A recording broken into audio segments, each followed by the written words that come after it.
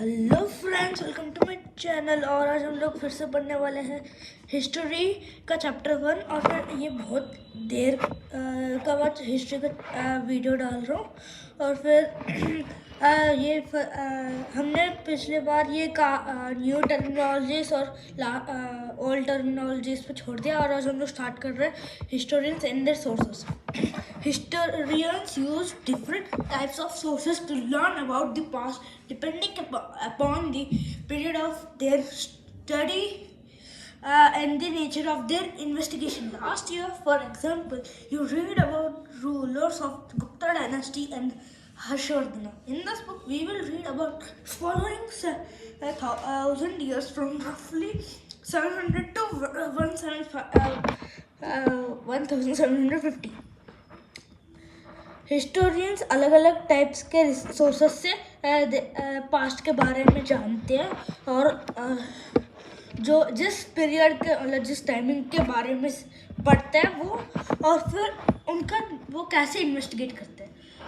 मतलब पिछले साल जब हम 6th में थे वो हम गुप्ता डायनास्टी, हर्षवर्धना डायनास्टी पढ़ेंगे। और इस बुक में हम पढ़ने वाले हैं एक रफली 1000 ईयर्स का, जो कि एक 700 से एक 1750 तक का बीच का चीज़ दिखाती है। You will notice some community in the sources used by historians for the study of this period. तुमने वो कॉन्टिन्यूटी सोर्सेस को देखा होगा, मतलब कि कॉन्टिन्यूस सोर्सेस जो हिस्टोरियंस के यूज़ किया जाता इस पीरियड को जानने के लिए। They still rely on coins, inscriptions, architecture and textual records for information. और फिर तुमको पता है ये वो जितना भी इंफॉर्मेशन होता है वो लोग कॉइन्स, इंस्क्रिप्शंस और फिर जैसी उनकी आर्किटेक्चर होती है वो, और फिर उन जो लिखा गया उधर का सिविलियंस जो भी है जो उनने लिखा है वो इन सब का रिकॉर्ड्स टेक्सचुअल रिकॉर्ड्स को इंफॉर्मेशन पर लेते हैं। But there is also considerable discontinuity. पर कुछ ऐसे है जो डिसकॉन्टिन्यूटी मानते हैं। The number and variety of textual records, जो records increased dramatically during this period.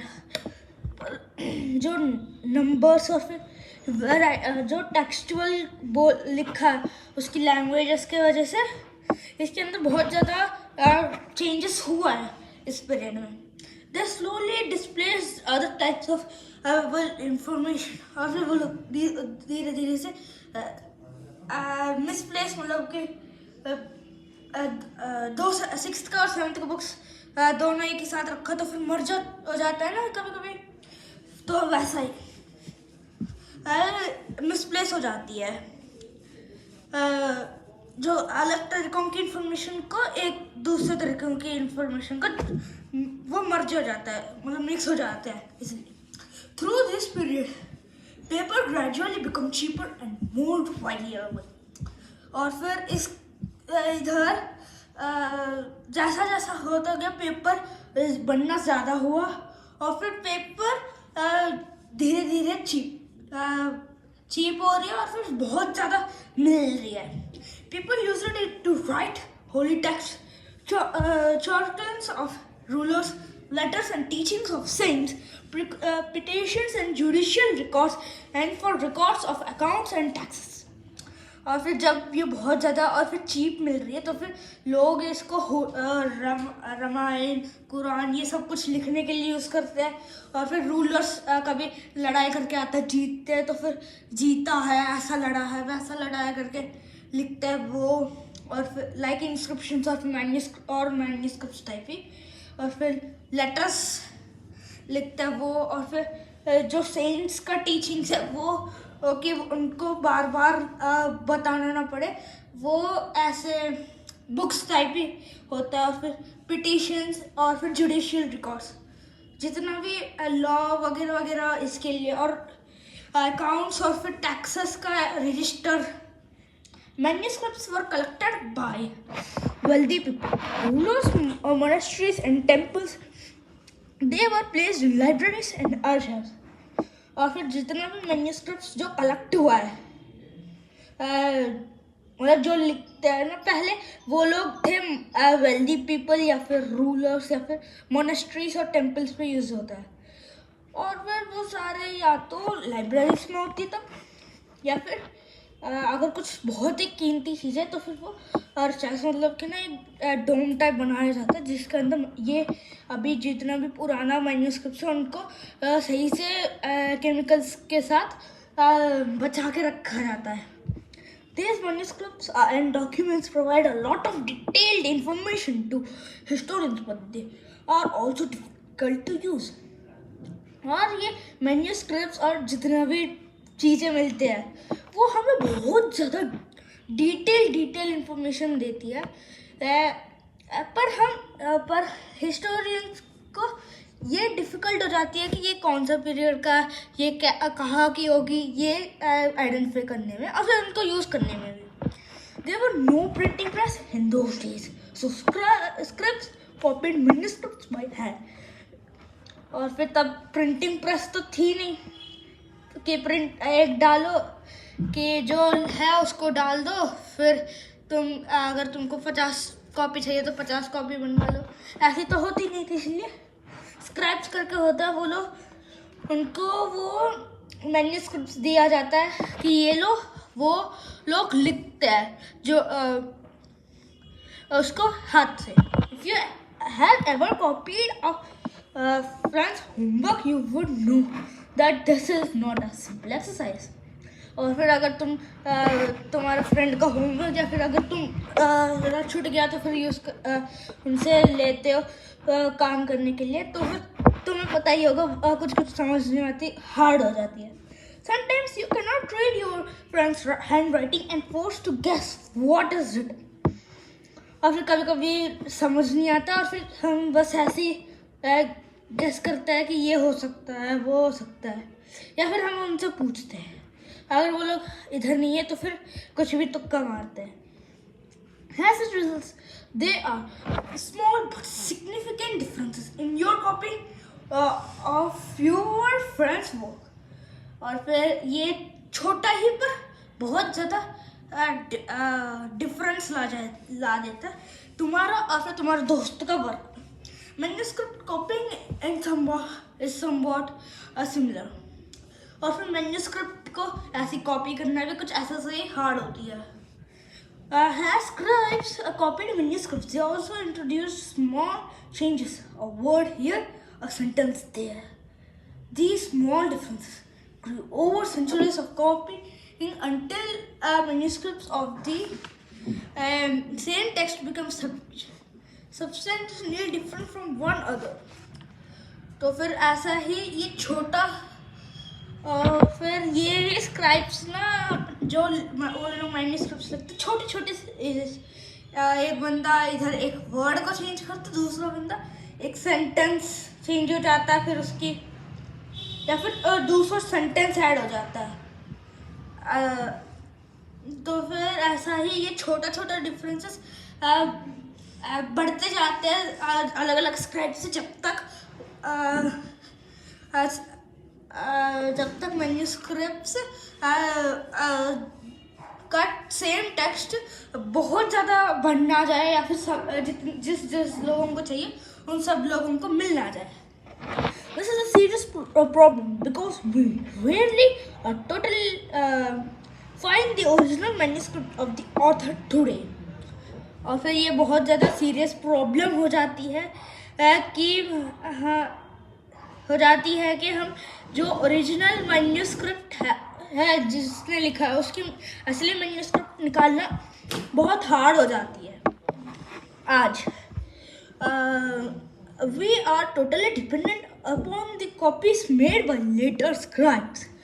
और फिर जो स्क्राइब्स लिखते उसी के ऊपर हम डिपेंड हो जाता है. As a result, historians have to read different manuscript versions of the same text to guess what the author originally written.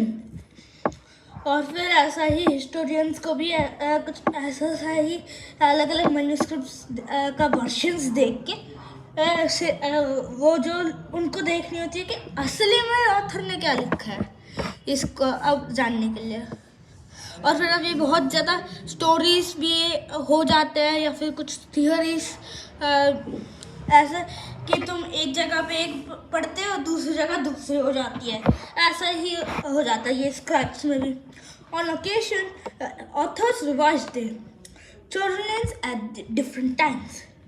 और फिर ओकेशंस पे ऑथर्स अपने जो लिखा है वो अपने जर्नल्स में जाकर रिवाइज कर लेते हैं अलग अलग टाइम्स में, मतलब कि जाके देखते हैं। The 14th century journalists journalist as Theodoren Barney wrote his journals first in 1356 and other version 2 years later। और फिर एक बंदा ने अपना लिखा अपना जर्नल, अपने उसका पहला जर्नल उसने लिखा था 1356 में, और फिर उसकी दूसरी वर्जन 2 साल बाद आई। The two differ from each other, but historians did not know about the existence of the first version until 1960s. It remained lost in large library collection। और फिर इन दोनों में डिफरेंसेस तो थी ही दोनों में, पर हिस्टोरियंस को ये जानने में हो गया कि पहली कौन सी वर्जन थी, मतलब फर्स्ट वर्जन कौन सा था वो 1960 तक पता नहीं था। और फिर वो क्योंकि वो एक बड़ी सी लाइब्रेरी में खो गई थी कहीं पे टवर्स। फिर अभी हमारे वो फोटोस और फिर आर्चाइव इन सब की ना मैं अभी बता रहा हूँ। The value of paper, compare the following. In the middle of the 13th century a scholar wanted to copy a book, but he did not have enough paper, so he watched the writing of a manuscript he did not want। he dried the paper and used it। और एक 13th century के middle में एक scholar एक book को copy करना चाहता था, पर उसके पास से पेपर्स नहीं थे जितने चाहिए थे, तो उसने एक मैन्युस्क्रिप्ट को अरेज किया, पर वो चाहता नहीं था, पर उसका मजबूरी में उसने किया और उनको सुखाया उन पेपर्स को और फिर तब यूज़ किया। A century later, if you bought some food in the market, you could be lucky and have the shopkeeper warp it in your some paper। और फिर एक सेंचुरी के बाद अगर तुमने कहीं से खाना लिया मार्केट से और फिर तुम लकी होगा, तो अगर तुम शॉपकीपर तुम्हें एक पेपर के अंदर वर्क किया होता करा होता। अभी तो वो बहुत ज़्यादा है, पर वो एक टाइम में मतलब 13-14 जब बनी थी तब वो बहुत ज़्यादा एक्सपेंसिव थी। One was paper more expensive and easily in 13th और द 14th। और फिर बोला कि कंपेयर करो दोनों को, और फिर पूछ रहा कि वन पेपर कब एक्सपेंसिव था और फिर कब आसानी से मिल रहा था, 13 में या 14 में। ऑब्वियसली 13 में वो एक्सपेंसिव था और 14 में चीप था, मतलब कि आसानी से मिल जाएगा। और शायद अभी ये एक कीवर्ड है, a place documents and manuscripts are stored. Today all national and state governments have archives where they keep all their old and official records and transactions। आर्चाइव एक जगह होती है जहाँ पे डॉक्यूमेंट्स और मैन्युस्क्रिप्ट्स रखते हैं। और फिर आज तो नेशनल और स्टेट गवर्नमेंट आर्चाइव्स उनकी खुद की होती है, जहाँ पे वो अपनी ओल्ड ऑफिशियल या फिर जो ट्रांजैक्शन होती है ऑफिशियल उनको रखते हैं।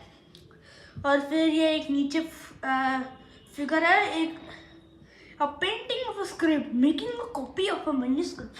This painting is only 10.5 centimeter by 7.1 in size। Because of its size, it is called miniature. Miniature paintings were sometimes used to illustrate the text of manuscripts. They were so beautiful that later collectors often took the manuscripts apart and sold just the manuscript. और फिर ये एक photo मतलब figure है जिसके अंदर एक script की पेंटिंग है, स्क्राइब एक मैन्युस्क्रिप्ट को कॉपी करते हुए। और फिर ये बस कितनी बहुत छोटी है, 10.5 सेंटीमीटर्स और फिर 7.1 10.5 सेंटीमीटर इंटू 7.1 सेंटीमीटर तो इसकी एरिया और उसके ऊपर ये इतने छोटे इसलिए इनको मिनिएचर कहा जाता है, इतने छोटे छोटे। और फिर इसको कहा जाता है मिनिएचर पेंटिंग। तो एक टाइम में इनको ये इलस्ट्रेट करते हैं टेक्स्ट और इसलिए वो बहुत ब्यूटीफुल होता है। और फिर बाद में कलेक्टर्स जो होते हैं मतलब कलेक्ट करते हैं वो मैन्युस्क्रिप्ट को एक ले लेते हैं और फिर मिनिएचर को भेज देते हैं।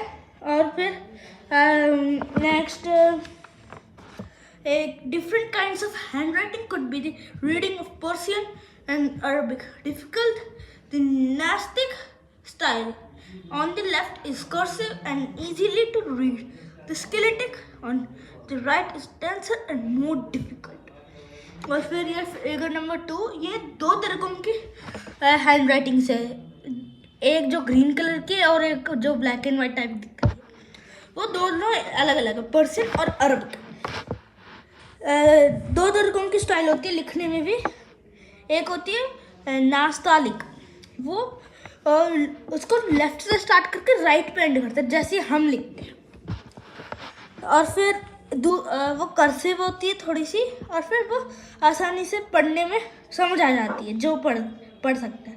और फिर सिकास्ती जो राइट से स्टार्ट करके लेफ्ट पे एंड करता है, वो डेंस होती है और फिर वो बहुत ज़्यादा डिफ़िकल्टी होती है उसको यूज़ करने में। और फिर दोस्तों आज की वीडियो इतना ही, और फिर हम अगले वीडियो में मिलेंगे। मैं ट्राई करूँगा कि ये वीडियो जल्दी आ जाए। तब तक के लिए bye. Please like share and subscribe this video.